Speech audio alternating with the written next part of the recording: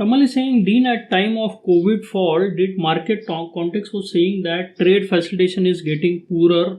No one did expect that fall. Tell us in brief about your trade preparation. What was going on your mind, if you want to share. So let us go back to COVID. I think you're talking about this fall. See, this was classic, shortening of thrust that was happening on the charts. Now, again, the same logic, nothing different. Look at the last points of demand. This is a weekly chart. Now, if you want to go to a daily chart, same shortening of thrust will be there. But let us study this in greater detail. Now, market is going higher. What are you supposed to do, you tell me? Monitor the last points of demand. This is one. This is one. And see whether the market is breaking one of those. Now, here what happens? We form some sort of distribution. And then this is interesting, this small development. This is some sort of absorption of demand, and then the market falls and then again rallies. When it is rallying, it has broken down your last point of demand, and now it is rallying back. This is invalid now. Now, what are your last points of supply?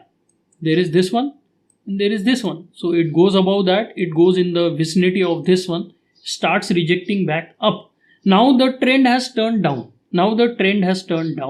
So all you have to do now is find areas where you can sell and find areas where you will get support or which you can target. So now we have these two areas, 28,500, 27,000, because these are the recent last points of demand. This is actually accumulation HVN. So we have all these references. Now let us see what market did. Now these are the references.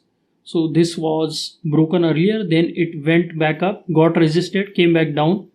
Below the moving average, pull back, gets sold into, comes to this particular HVN. You can see struggle here, but one time framing continues, breaks down further, comes to this particular HVN, does not at all stop because now the momentum is simply too severe for the markets to stop.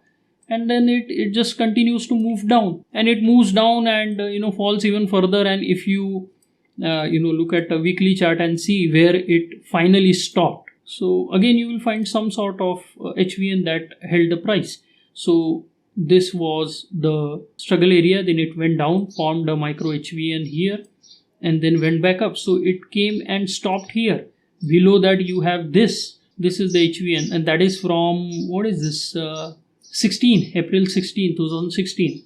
And then we stalled here, stopped here. And then when it was coming back down, obviously it was forming some HVN. So when it starts to go back up, you just keep track of those HVNs. That's it. See, again, there is no point trying to predict the markets, like what it will do, what will happen if something like COVID comes back again.